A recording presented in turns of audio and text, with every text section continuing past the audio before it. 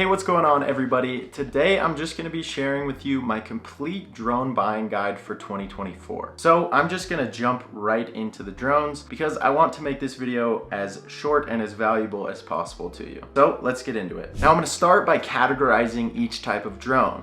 I'm going to start with the mini drones, the less than 250 gram drones. I'm going to move over to the pro, the cinematic drones, the Mavics, and those types of drones. And then we're just gonna, at the end, we're gonna talk a little bit about FPV drones and some rumors that I've been hearing about the DJI Avata 2. Let's jump into the minis and go from there. Now, ideally, I wanna give you as much up-to-date information as possible. So instead of talking about the Mini 1 all the way to the Mini 4, I'm gonna just talk about the Mini 3 and the Mini 4 because I think those are the two most talked about drones on the market today. And if you're gonna buy a Mini, it's gonna be one of those two. It's not gonna be the 1 or the 2. So to start us off, I'm gonna start us off with price. The Mini 3 right now is $799 for the Fly More combo. Now, coming from me, I always say that it's more beneficial to purchase the Fly More combos for these drones. You're gonna want the extra batteries, you're gonna want the extra propellers, you're gonna want all those extras that comes with it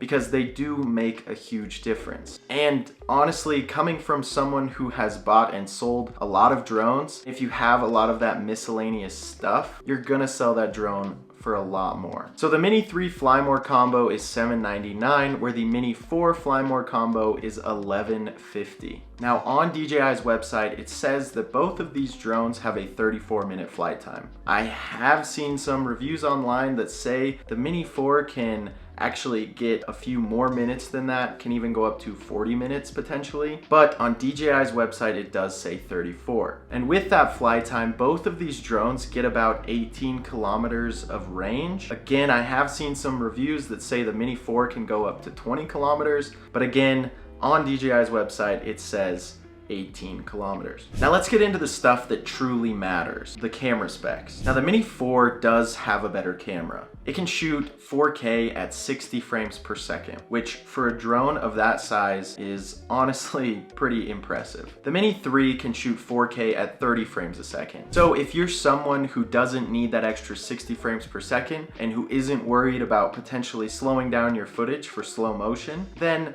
you don't really need that. Keep in mind the DJI Mini 3 does shoot 1080 at 60 frames a second. So if you're not worried about having 4K quality for your slow motion, then I would say go with the Mini 3. But if you want that 4K crispy resolution for everything that you're shooting, I would say go with the Mini 4. The Mini 4 also has updated sensors and it's supposed to be extremely intelligent and a lot safer to fly for beginners. It also has this thing called intelligent flight paths, and they've added a lot more of these where you can actually set the drone to fly in a certain drone pattern and it will do so. Which, coming from someone who flies FPV, which is entirely manual mode on a drone, I think it's cool, and it's definitely something that, you know, is good for beginners because it can help them learn different techniques and how to actually get different types of shots with the drone. But for someone like me, that doesn't really impress me. I'm more impressed by manual flying and kind of, you know, how well I can do with flying a drone. And the last thing I'm gonna touch on with the mini drones is just that these are both extremely portable drones. So if you're in the market for a very portable drone, you want something that you can take on vacation, kind of a casual consumer, I would say go with one of these two mini drones. They have great flight time. They both have really, honestly, really good cameras, honestly, whichever way you go.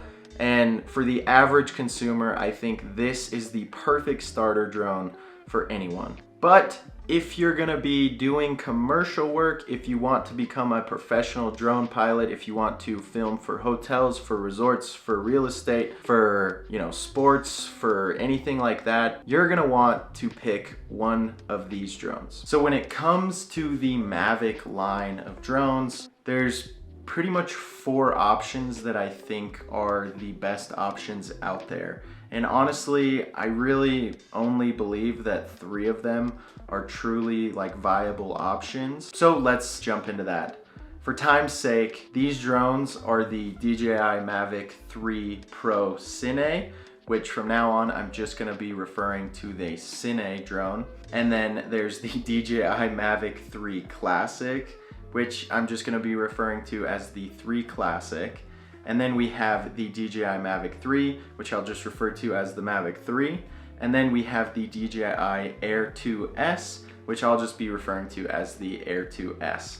I hope that's not too confusing. I understand there's a lot of drones, and there's 3 Mavic 3 drones, which is honestly seems like too much to me, but I understand that DJI was just trying to kind of create a drone for 3 different types of markets. And so I understand that, but it is a little confusing, so just bear with me. We're gonna start from the cheapest to the most expensive, and I'm gonna try and explain, the best type of person to be buying each type of drone. So the cheapest drone on this list is the Air 2S. Now this drone comes in at about $800 US, and it has 1 camera, and that camera has a 20 megapixel sensor. Now this is a great camera. It can shoot 5.4K at 30 frames a second, and it can also shoot 4K at 60 frames a second, which is very similar to some of these top of the line drones that I will be getting to. It also has an aperture of f2.8 at its lowest, which means it can perform very well in low light conditions.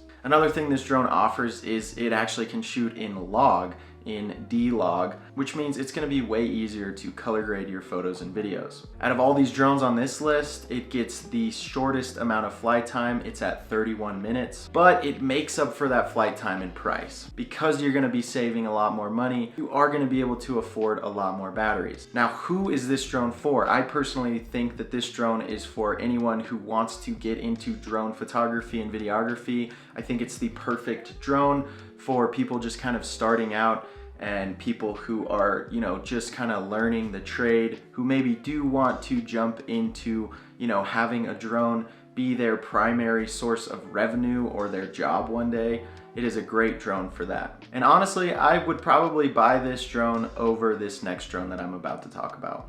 Next up is the Mavic 3 Classic drone. Again, this drone has 1 single camera. It is a 20 megapixel sensor. The difference is this sensor is a little bit bigger, so it allows you to change the f-stop, which is pretty cool. This drone can actually shoot in a higher frame rate than the last drone. It can shoot in 5K at 50 frames a second instead of 30, which is really cool, and it will allow you to slow-mo some of the videos. And this drone also shoots 4K 120, which is very cool. This drone also lets you shoot in log, and this drone can get up to 46 minutes of flight time, which is a lot of time in the air. Now the next drone on this list is honestly kind of like the sister drone of this drone. It is just the Mavic 3. Now this drone has 2 cameras on it. It has the standard 20 megapixel 24 millimeter camera that the last drone had, with all of the same specs, 5K at 50 frames a second, 4K at 120. But this drone also has an added zoom lens on it, which is pretty cool. And that camera is actually at about a 166 millimeter focal range, but that camera has a few different specs. So the best resolution that one does is 4K 60. It also has a different f-stop. Its f-stop is f3.4, which is not as good as 2.8, and it doesn't film in log, so it just films in standard or normal mode. But it is pretty cool, and it is really fun to get some different perspectives with that camera. The price of this drone does come in at around $2,400 for the Fly More combo, which is quite expensive. So this drone is primarily marketed to people like me who are doing,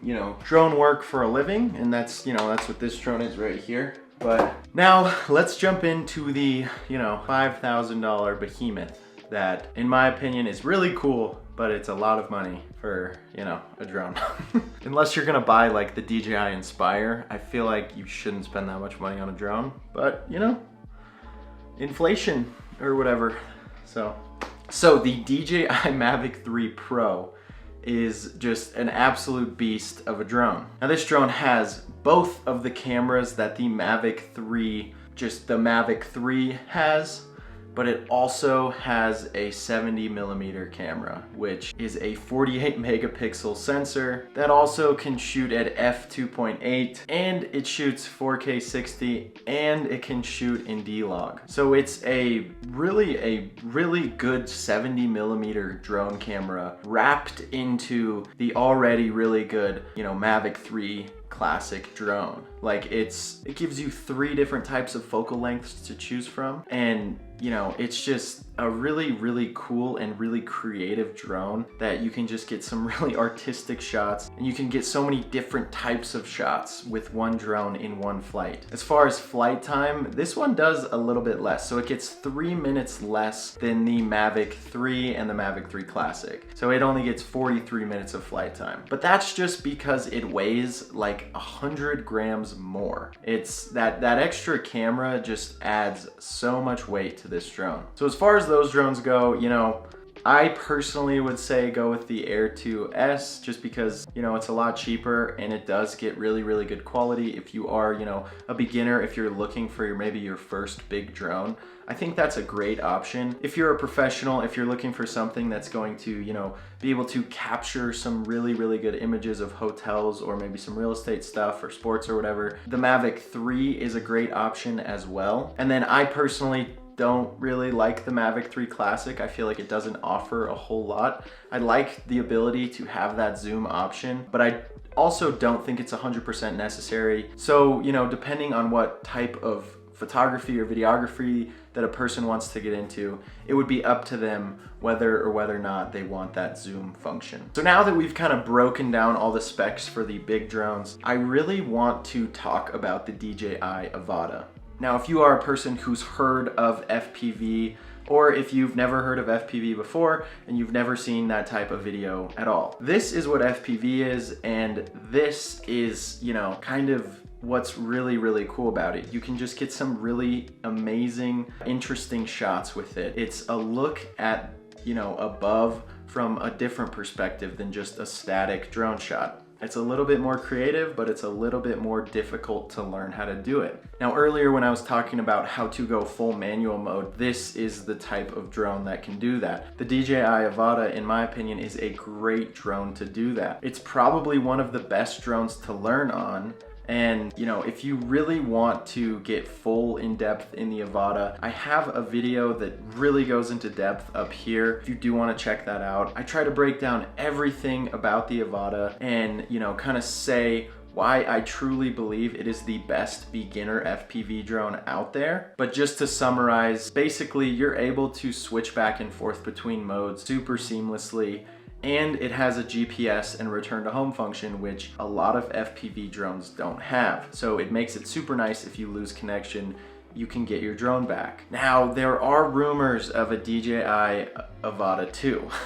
And based on what some sources have been telling me, I'm thinking there's gonna be either a 2024 summer release or a 2024 winter release. You know, if you're willing to hold off until then to get the Avata 2, I think it might be worth your while. The Avata 1 is great, but there's definitely some things that they can improve on. And if they do make those changes, then it's gonna be very worthwhile to wait and just get the Avata 2. If you're not into FPV drones at all, maybe this doesn't apply to you, and maybe you're just gonna wait and see for the Avata 2 to come out till you can, you know, maybe jump on the sticks. But until then, I would say if you do have more questions about the Avata, I have a bunch of videos up on my channel if you wanna check those out. How to get into it, how to start FPV, how to do all those things. So if you are at all interested in that, yeah, please go check that out. But anyways, I think that's gonna be it for my drone guide for 2024. If there's any drones that I didn't cover that you feel like should be on this list, please put them down in the comments. You know, I'm first to admit a mistake if I miss something, but in my opinion, DJI is the top of the line. They are the best drones on the market, and these drones that I talked about today